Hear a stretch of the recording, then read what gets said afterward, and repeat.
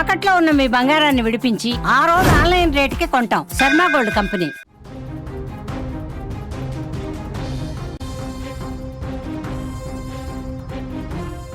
రాష్ట్రంలో మరో 2 రోజుల పాటు వర్ష భయం కొనసాగనుంది. బంగాళాఖాతంలో ఏర్పడినటువంటి ఉపరితల ఆవర్తన ప్రభావంతో ఆంధ్రప్రదేశ్లోని పలు ప్రాంతాలలో తేలికపాటి నుంచి మోస్తారు వర్షాలు పడతాయని విపత్తుల నిర్వహణ శాఖ స్పష్టం చేసింది. ఈ ఆవర్తనం తీరానికి ఆనుకొని పశ్చిమ మధ్య బంగాళాఖాతంలో సముద్ర మట్టానికి సుమారు 0.9 కిలోమీటర్ల ఎత్తులో కొనసాగుతోంది. ఇక నేడు రాష్ట్రంలోని కోనసీమ, కృష్ణా, గుంటూరు, బాపట్ల, ప్రకాశం, నెల్లూరు జిల్లాలలో అక్కడక్కడ పిడుగులతో కూడినటువంటి వర్షాలు కురిసే అవకాశం ఉంది. అంతేకాకుండా రాయలసీమ జిల్లాలైన కర్నూలు, కడప, తిరుపతి జిల్లాలలో కూడా అకస్మాత్తుగా వానలు పడవచ్చు అంటూ కూడా అధికారులు అంటున్నారు.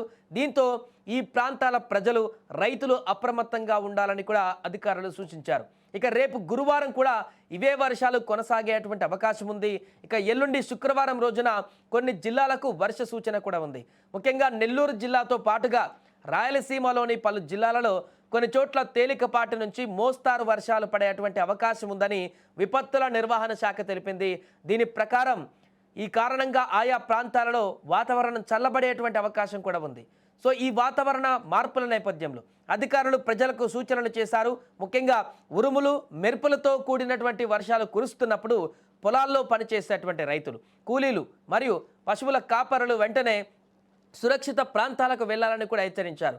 ఈ వర్షాల సమయంలో ఎవరు కూడా చెట్ల కింద కానీ పెద్ద హోర్డింగ్ల కింద కానీ ఆశ్రయం పొందకూడదు అంటూ కూడా అధికారులు స్పష్టం చేశారు. ఎందుకంటే గతంలో నెలకొన్నటువంటి అనేక రకాల సంఘటనల కారణంగా ఈ రకంగా ఉంటే పిడుగులు చెట్ల కింద పడేటువంటి అవకాశం ఉంటుంది.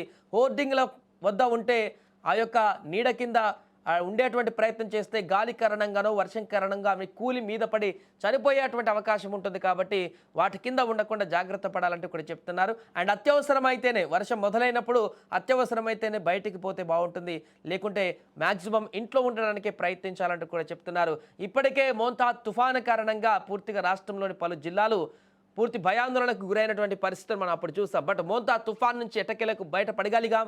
ఆ యొక్క తుఫాన్ తీవ్రత నుంచి కొన్ని ప్రాంతాల్లో రైతులకు నష్టాన్ని చేకూర్చింది. కానీ ఎక్కడ కూడా ప్రాణ నష్టం జరగకుండా భారీ ఎత్తున ముందుకైతే వెళ్ళగలిగాం. ఇంకా వర్షాల ప్రభావం అయితే కొనసాగుతుంది. ఈ నేపథ్యంలో తాజాగా ఏర్పడినటువంటి ఈ యొక్క వాతావరణ పరిస్థితుల కారణంగా రాబోయే 2 రోజుల పాటు కూడా ఈ యొక్క వర్షాల ప్రభావం ఉంటుందంటూ కూడా చెప్తున్నారు. ముఖ్యంగా కొన్ని జిల్లాలకు అత్యంత ఎక్కువ ప్రభావం కనిపిస్తుంది.